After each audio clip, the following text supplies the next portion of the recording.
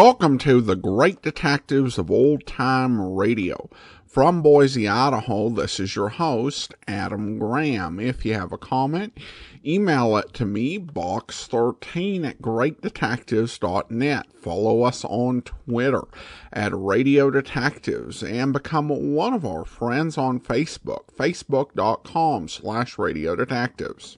Today's program is brought to you in part by the financial support of our listeners, and you can send in a donation by mail to Adam Graham, P.O. Box 15913, Boise, Idaho 83715. That's P.O. Box 15913, Boise, Idaho 83715. And I want to thank Pat so much for sending along a donation that way. You can also use PayPal at support.greatdetectives.net. Or using the Zelle app, send the donation to box13@greatdetectives.net. And of course, you can become one of our ongoing Patreon supporters at patreon.greatdetectives.net.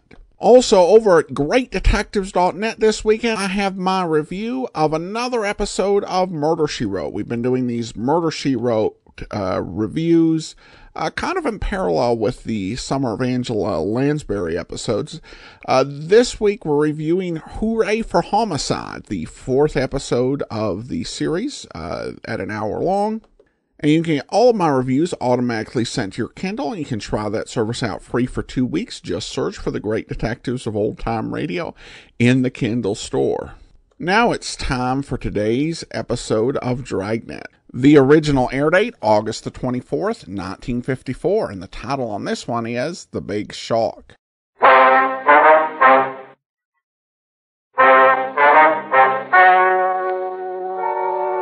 Ladies and gentlemen, the story you are about to hear is true. The names have been changed to protect the innocent. Dragnet.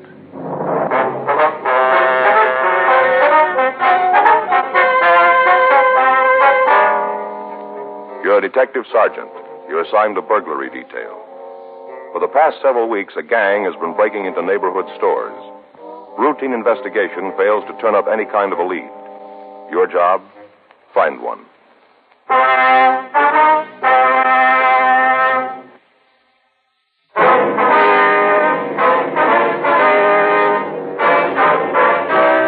Dragnet, the documented drama of an actual crime. For the next 30 minutes, in cooperation with the Los Angeles Police Department, you will travel step by step on the side of the law through an actual case transcribed from official police files.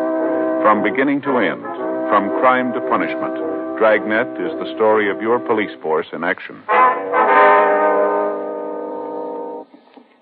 It was Tuesday, March 20th. It was cold in Los Angeles. We were working the day watch out of burglary detail. My partner's Frank Smith. The boss is Captain Bernard. My name's Friday. We were on our way out from the office, and it was 9:47 a.m. when we got to the third floor of the Verrill Arms Hotel, room 314. Sure dark. Yeah. Want to try it again? Yeah. Sounds like somebody's moving around. Yeah. Who is it? You Jed Nagel? Yeah, why? Police officers would like to talk to you. I ain't done nothing wrong. There's no reason to roust me. You want to open the door? All right. Come on in. I just got up. Yeah. You alone? Yeah, there's nobody else. Frank? Yeah. That's the bathroom. I told you that there wasn't anybody else here. Well, you don't mind if we look around, do you? I do too, mind. I don't like you cops coming around. You're going to ruin my reputation. People in the building are going to think you're friends. Well, now, I'll tell you, we won't tell them if you don't. What do you want, anyway? We got a report that you were down on East 5th last night. Is that right? Well, I don't know. All last night's kind of foggy. I don't remember where I was exactly. Do you remember being downtown? I told you I didn't. Why?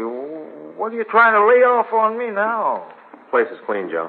Well, I told you it was. Now you want to fill me in on what this is all about? All right, we'd like to know what you were doing downtown last Well, night. how do I know? I had it rough last night. Anybody else along with you? No, not that I remember. You remember being near the Palace Liquor Store? No, not right off. I might have checked in, though. I throw a lot of business their way. But why all the questions? Is there something wrong? We'd like to have you tell us. Well, I'd like to help out, but there ain't nothing I can do. We got a field interrogation report that you were in the area. Police car stopped and shook you down. Isn't that right? Ain't nothing new. I'm always getting stopped. You ever been arrested? Couple of times. What charge? Drunk. At all? Yes. Never stood anything heavier than drunk. Ever do any big time? No. A couple of months at Castaic. Went up to, take the cure. Didn't hold on, did it? Well, no. Never well. mind. You don't happen to have an aspirin, do you? No, we don't. How about your friend here? He said we didn't. Oh, that's too bad. Sure could use one. Mind if I take a look in the bathroom? There might be something in there to take care of my head. Sure, go ahead. We checked your record before we came up here. Is that right? Yeah. Find out anything? Enough to know there's a warrant on you. For what? Seems you got two wives back in Texas. They're both looking for you. All right, now come on. Get your clothes on. Yeah. Do you want to tell me what this is really about? What? They didn't send two plainclothes cops down here to take me in on a bigamy charge. What's the real pitch? There was a burglary last night. I wondered if you had anything to do with it. Burglary? That's right. Not me. I haven't got the guts to get into something like that. Mm-hmm. That's what caused all the trouble with the women. What's that? Oh, them all the time tell me I should get off the dime and do something. Morning, noon, and night.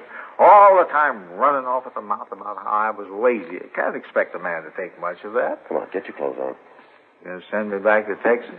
We don't know what's going to happen. We just have to take you in. Gee, I sure hope I don't go back. Woman's nothing but trouble, mister, nothing else. You remember it. Must not bother you much. Huh? You married two of them. Jed Nagel was taken to the main jail and held for the Texas authorities. A check of his actions on the previous night showed that he couldn't have committed the burglaries. 11:30 a.m. Frank and I checked by the office, and then we went over to the crime lab. Ray Pinker was just finishing up his investigation. Morning, Joe.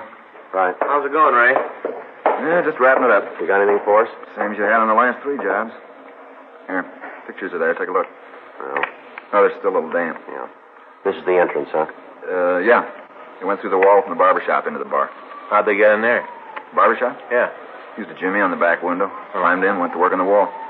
Wonder why they didn't go right into the bar. Place is covered by an alarm system, Joe. Mm-hmm. Here. This is the box inside. Yeah. Guess they turned it off after they got into the place. You got any prints? Nope. Went over all the windows, safe, bar itself. Didn't turn up anything you can use. What about the men themselves? Can you give us anything on them? Must have been at least two of them. Might have been three. How'd you come up with that? Footprints. Oh. They kicked up a lot of plaster when they went into the place. A lot of dust around. One of them wore a size 9 shoe, and the other one had a size 7.5 foot. Where'd you get the third man? A lot more of the smaller impressions. Either the little guy jumped around more, or else there was someone to help make the prints. Mm-hmm. Anything else, Ray? We got some good pictures of the Jimmy marks in the barber shop. If you come up with a tool, we'll be able to match it for you. What about the safe, Ray? Punch job. No class there. Anything on it? Mm-mm. How much they take this time? Owner guesses at about 5,000, wasn't it, Frank? Yeah. Gives them a total of what? Well, according to our figures, a little over 12 since they started working. Scoring good. Better than they think. Huh? We've just about run out of leads. Frank and I have been all over town trying to scratch something up. None of them work out. Gotta be one someplace. Yeah, Skipper keeps telling us that. Corner pocket's on his back. Bound to be. Yeah, I guess so. Doesn't make it any easier on us, though. You signed the application. Yeah, well, thanks, Ray. Anything turns up, give us a call, will you? Sure, Joe. Isn't likely, though. You've had it. Yeah. You going back to the office? Yeah, Stats office should have those cards for us by now. Okay. Hope they point somewhere. Yeah, you better get in line, huh? Take it easy, Ray. Yeah. Drop around sometime. I'll pop for a lunch. Well, we get this one cleaned up, we'll buy. You got a deal. My wife will go for that. What? She's been after me to lose some weight. Uh-huh. Looks like it'll be a long diet.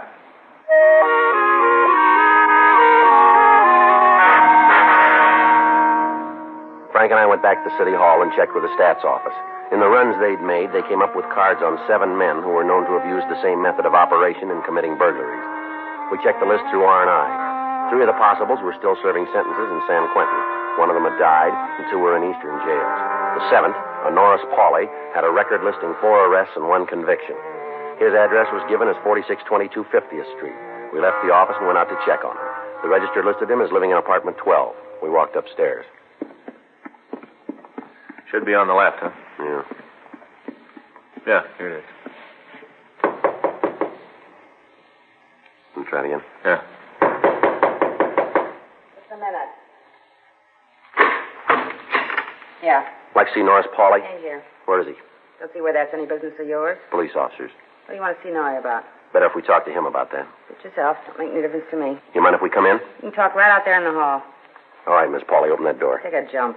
Sadie, what's all the noise? Lady, either you open that door or we will. See it, All right, get out of the way, lady. Oh! All right, Polly, hold it right there. You get out of here. You got no right to break in here like this. Oh, will you shut up, Sadie? I'm trying to do you a favor, and look what thanks I get. Well, who asked you? Now, go on, get out of here. Last time I tried to do anything for you. Last time! Yeah, sure. Bye. Real harpy, always trying to take care of me. Real harpy. All right. You know, she means good, but she doesn't know how to carry it off. Always trying to protect me. Yeah. What do you want to see me about? I want to ask you a couple of questions. Sure, I'll go along with you. No reason for me not to. What do you want to know? How come you're home? Where'd you expect to find me? You're on parole, aren't you? Well, you knew that before you asked the question. Supposed to have a job? Yeah, I got one. How come you're not working today? Oh, I see what you're getting at. I got a cold kind of virus infection. Figured I'd take the day off, get it all cleared up. I was in bed when you got here. That's the reason you had all the trouble. Your employer know where you are? Well, sure. I called him and told him. I'm not trying to pull any deals. I've been punching the clock since I got out. I want to keep it that way. Where do you work? Parking lot downtown. Not killing the world, but I'm paying the rent. I got no beef. How do you spend your off time? What do you mean? When you're not working, what do you do? Mostly sit around the house, watch the TV. You go out nights? No, not much. Maybe every couple of weeks, Sadie and me go down to the Mexican place on the corner, have dinner, take in a show. That's about it. You been out this week? What night? Tell us about all of them, will you? No go. I've been home every night. Can you prove that? Well, do I have to? It'll make you look better. Well, ask Sadie. She'll tell you. We've been home together every night, just sitting here watching the TV. What time do you go to work? I check in about 7. When you quit? 4:30. Once in a while, if it's crowded, I stay over. You work late this week? No, you can check that with the boss. He'll tell you. All right, we will. Well, what's this all about, huh? You guys are after something, aren't you? That's right. Well, why don't you tell me what it is? I hear stuff once in a while. Might be able to help you out. You see the old crowd anymore, North? Well, once in a while, they walk down the street. They nod, I nod. Nothing more. Mm-hmm. Now, what are you after? Tunnel jobs. You figured I might have a piece of that action, huh? Matches the way you work? No, it doesn't fit. I told you I've been with the bucket since I got out. Even with taxes, I make more. You heard anything about who's working? Doesn't go out of this room? We won't take it. Okay. The boys found out I was giving you information. My insurance premiums sure go up real fast. Well, don't you worry about it. Now, what do you know? Word's around there's 2 guys. We had that going in. They pulled 3 jobs. Well, they made it 4. No, I don't know about the other one.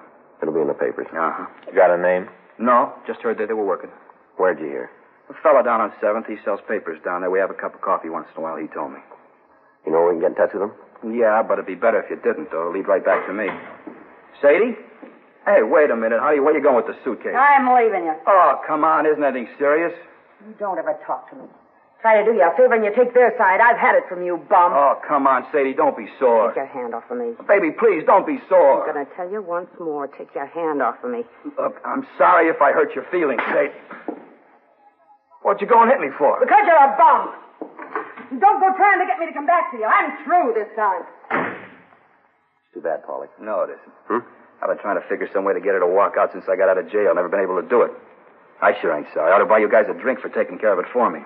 Yeah. Only one thing that worries me is her big mouth. She's always talking. Mm-hmm. She might have heard me say I'd give you a hand. She blabs that around. I'm in real trouble.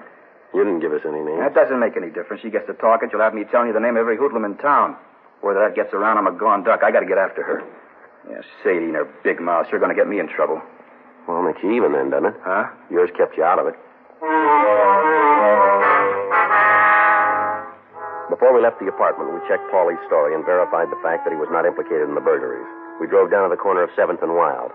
We found the newsman Norris Paulie had told us about.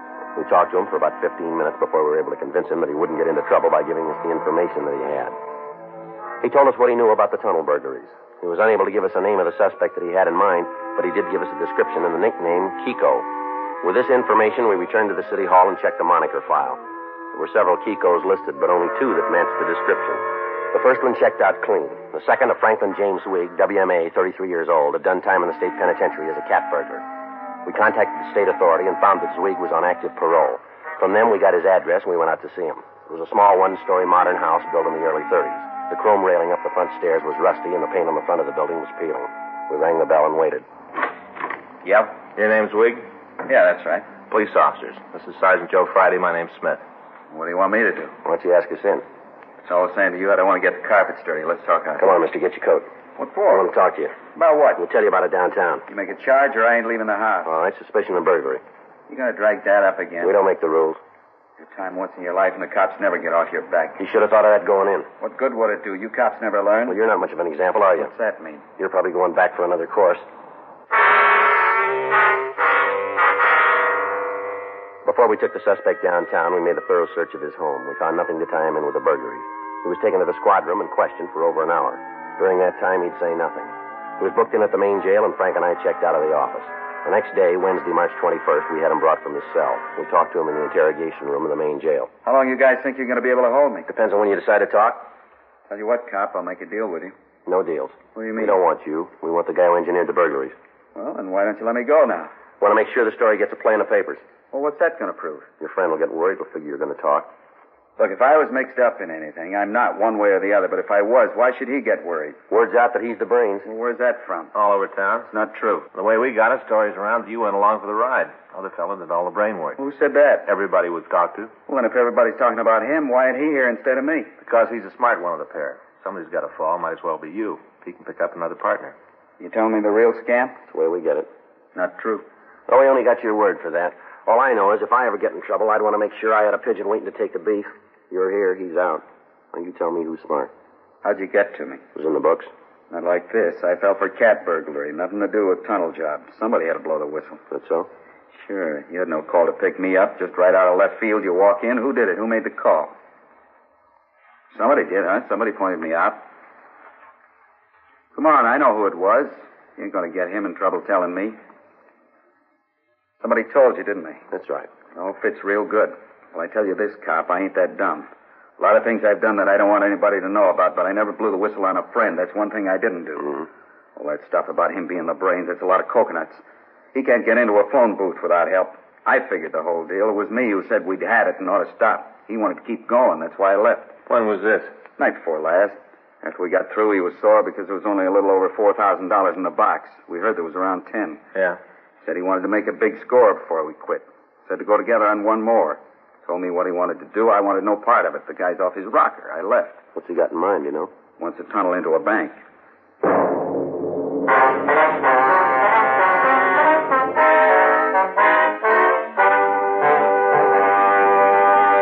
You are listening to Dragnet, the authentic story of your police force in action.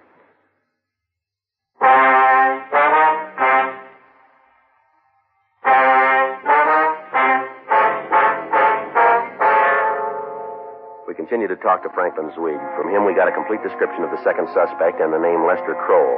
We checked the name through R&I, and we came up with a record for him. Listed were several arrests for purse snatching and suspicion of assault. In spite of the arrest, Kroll hadn't served any time in jail. We showed the mug shot in the package to Zweig, and we got a positive identification. We asked the suspect in custody where Kroll lived. He gave us an address on South Figueroa, but when we checked there, we found that Kroll had left without giving a forwarding address. We talked to all of the people listed in his package as having known the suspect. None of them could or would tell us where the man was. We questioned Franklin Zweig further, but he was unable to tell us what bank Kroll had in mind. We contacted Vern Alm of the Bank of America, Frank Stump of the Security First National, and other special agents of Southern California banks. They, in turn, notified the branch managers to be on the lookout for evidence of Kroll working in their neighborhoods. Special M.O. bulletins were put out to all officers in the city, giving particulars on the methods the suspect was known to use. In addition to these, local broadcasts and APBs were gotten out on all suspects. For a week, the search dragged on. During that time, there were no further reports of attempted tunnelings and no sign of Lester Kroll. Friday, March 30th, 8:01 a.m. I checked into the office. Frank was waiting for me.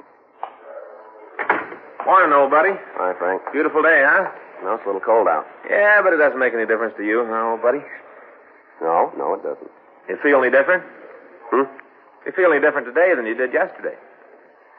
Are you all right? Never felt better. How about you, old buddy?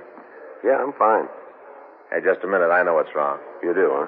Yeah. You didn't think I'd forget, did you? Listen, I don't even know what you're talking about. Ah, come on, old buddy. Just a minute. I'll get it. Got it right over here, right up on the top shelf. I brought it in myself. Here you are, Joe. Wrapped it myself, too. Looks pretty good, huh? Yeah, I guess it does. I didn't have nothing to put on the top, so I found a couple of Christmas tree ornaments. Put them on with a ribbon. Yeah, it's nice. Come on. Dig down in there. Well, what is it? Go ahead, open it up. Got him yesterday after lunch. Thought I wasn't ever going to get you out of the way. Remember when I told you I was going out to buy a new hat? Remember? You know, Frank, I think maybe you made a little mistake. Oh, just take the top right off the box, Joe. Open it right up. All right. There. What do you think? Well, they're very nice, Frank. Hey, you bet. Police line slippers? Got a pair myself. Greatest thing in the world, a cold morning. Keep your feet warm, Joe. Police is warm, you know. Yeah. I got a pair myself. Mm-hmm. See the card? There's a card there. Open it up. Go on, read it. Go ahead. Out loud? Sure. This is the day that comes once a year, the day your face does shine. A happy day for one and all. Because today you're 9.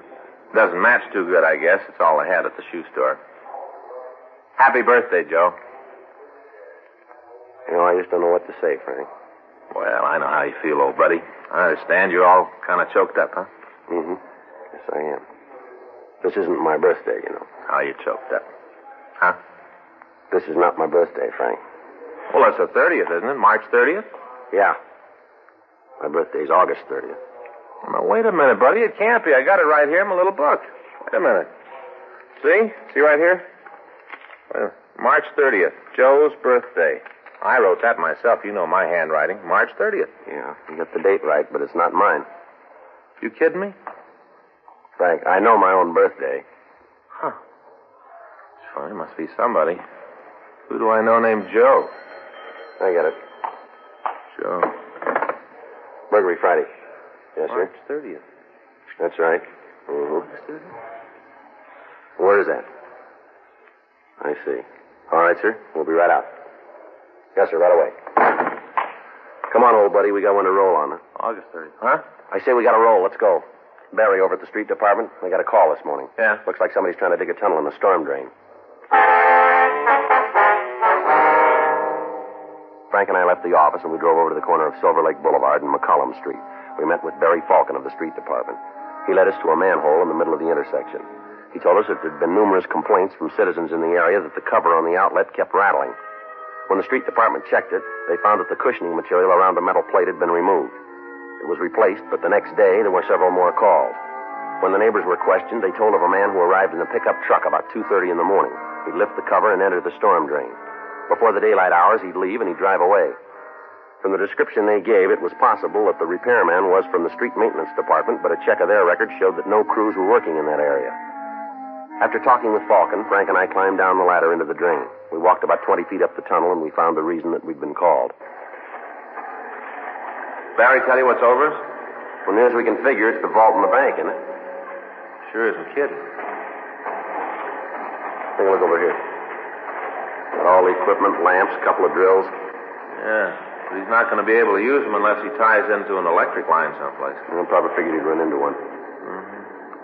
Hey, what's that over there in the corner? We'll take a look. Can you see it? No, better leave it alone. What do you got? He's got it all figured. What do you mean? The bottle over there? Yeah. Looks like nitroglycerin. The people in the immediate vicinity were shown the mug shots of Lester Kroll, who was positively identified as the man who had worked in the storm drain.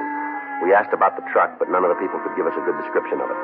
The employees in the bank were cautioned, and Frank and I arranged for a 24-hour surveillance to be set up on the storm drain outlet. 2 days passed without activity, and then on Monday, April 3rd, we waited in our car down the street from the intersection. 2:20 a.m. Another cup of coffee, Joe? Yeah, wouldn't be bad. Boy, sure gets cold this time of the morning. Mm-hmm. Say, I finally figured it out. What do you mean? Who Joe was. What's that? Here. God, it's hot. Yeah, thank you. Joe. You know the name of my book, The Birthday? Oh, yeah. It's our mailman. It's our mailman. It was his birthday. Oh. I got him one of those cards that says, "We're sorry we forgot." You know the kind. Mm-hmm. We gave him the card and a carton of cigarettes. Old Joe sure got a kick out of it. Yep. Sure gets cold this time of the morning. Take a look. Yeah, I see it. Clark in there. You see his face? Not from here. Well, he gets out.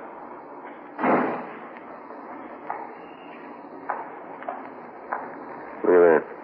He even got a hook for the manhole cover. How do you like that? Watch it now. He's going under the light.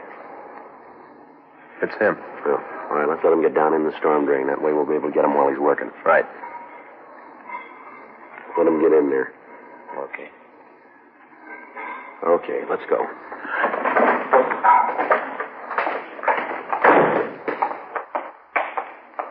You want to give me a hand with the cover? Yeah. Here.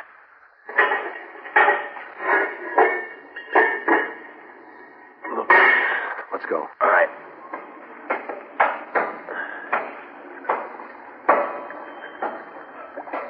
Okay. Hold it up a minute. Give him a chance to get to work. Yeah.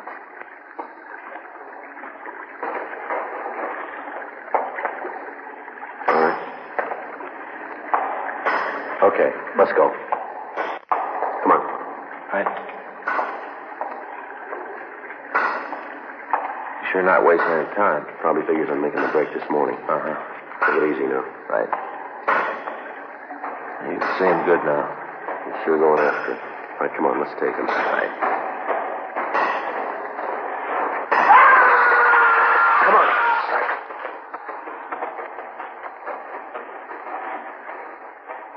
How about it? He's dead. Look at that. See up there? He ran into one of the power lines into the bank. Yeah, he almost made it, Joe. A couple of more inches, he'd have gotten in. Yeah? He must have figured wrong someplace. Made a mistake somewhere. Yeah, when he bought that drill.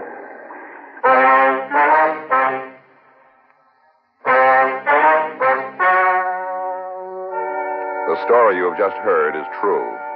The names were changed to protect the innocent.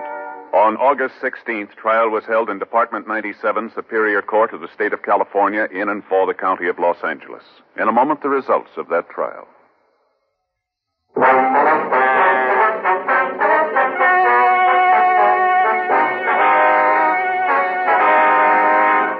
Franklin James Weig was tried and convicted of burglary in the second degree, 3 counts, and received sentence as prescribed by law.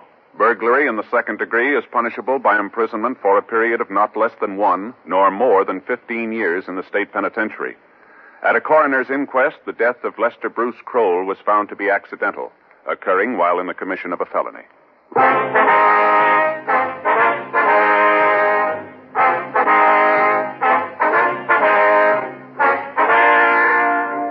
You have just heard Dragnet, a series of authentic cases from official files. Technical advice comes from the Office of Chief of Police W.H. Parker, Los Angeles Police Department.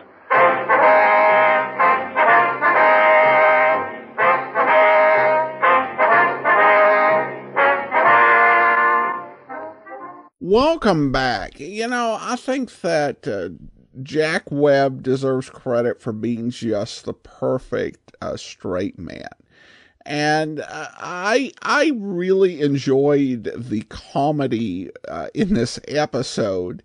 And it wasn't so much the joke, which I think was, you know, it was just a bit silly. But when Jack Webb read the card out loud, you know, in the typical Joe Friday delivery, it was just hilarious. I really like that.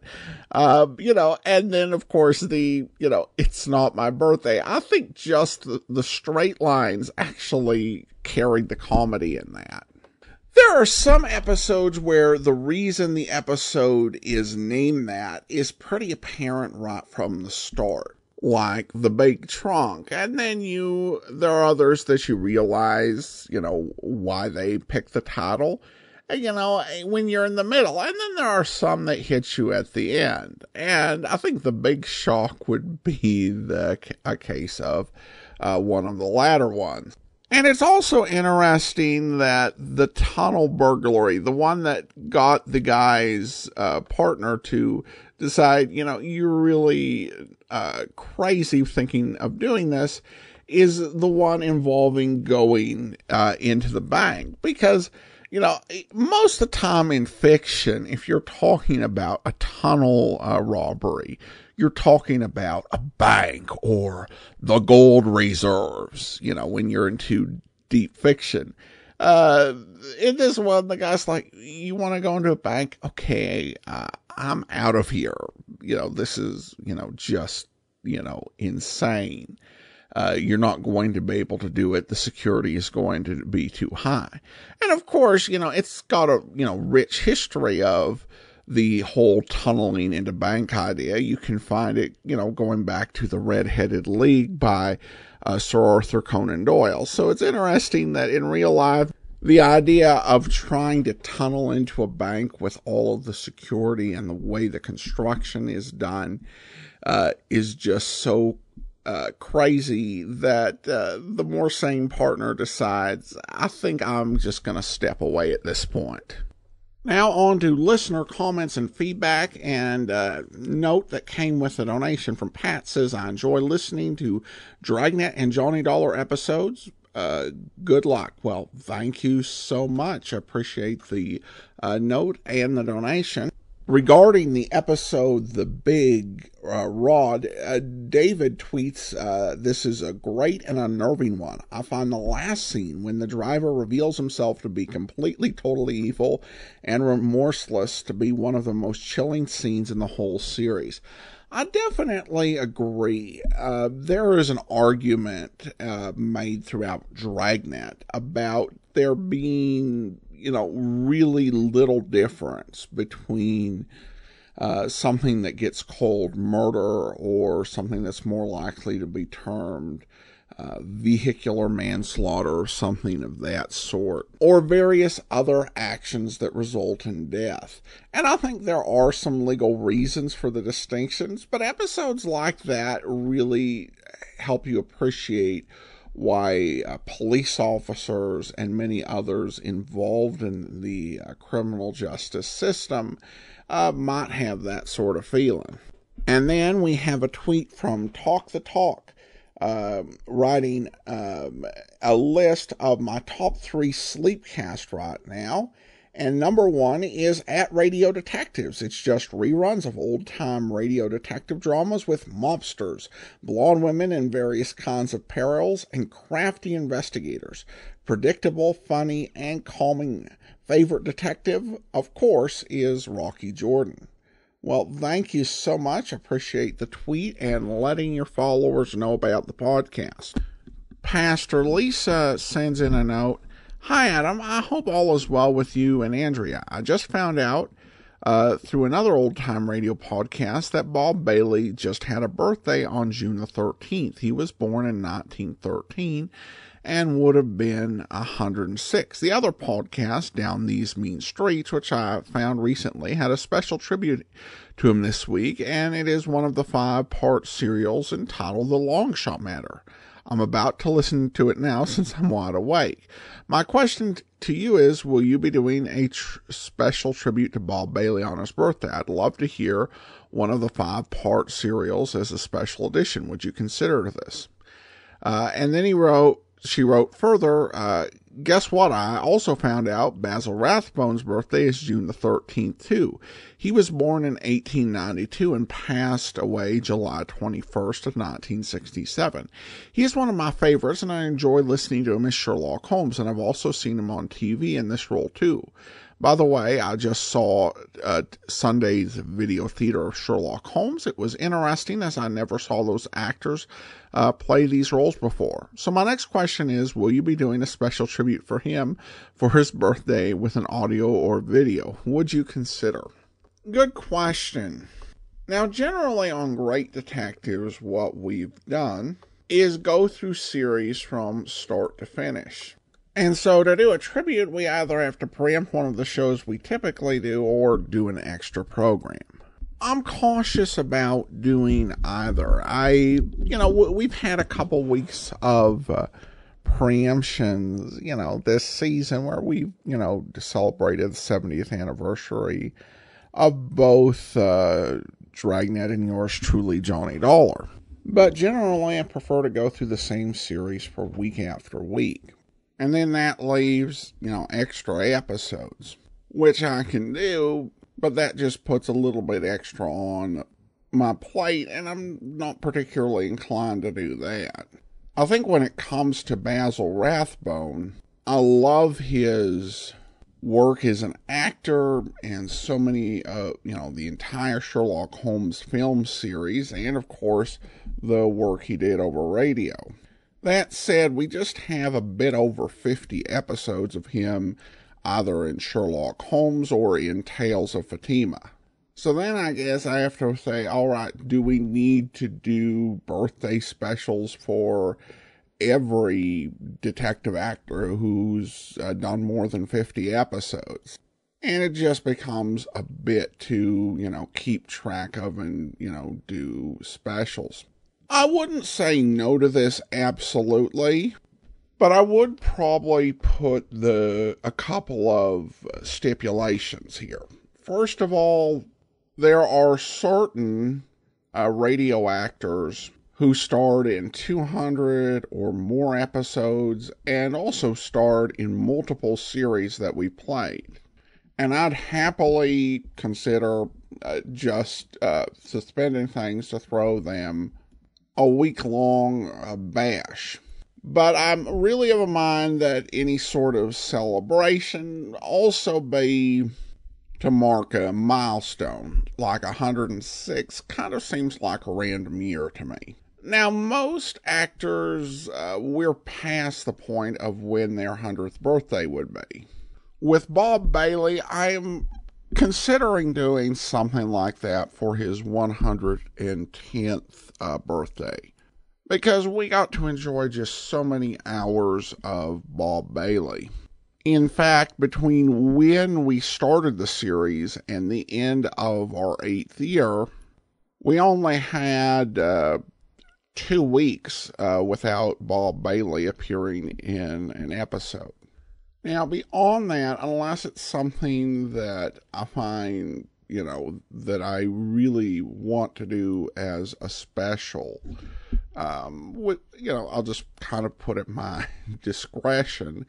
I will also entertain any request from those who are our Chief of Detectives Patreons, as they can request that we do a special in any genre, one per year. So we will consider those. Beyond that, I think it's just a bit too much to keep track of. So thanks so much for the question. Now, I do want to go ahead and thank our Patreon supporter of the day. Thank you so much to Doug. Doug has been one of our Patreon supporters since June of 2015, and he's currently supporting us at the rookie level of $2 or more per month. Thanks so much once again for your support, Doug. That will do it for today. Join us back here tomorrow for Public Domain Video Theater, and we'll have an episode of Dragnet for you. Join us on Monday for a host choice episode. And then next Saturday, we'll be back with another episode of Dragnet. In the meantime, send your comments to box13@greatdetectives.net. Follow us on Twitter at Radio Detectives and become one of our friends on Facebook, facebook.com/Radio Detectives. From Boise, Idaho, this is your host, Adam Graham, signing off.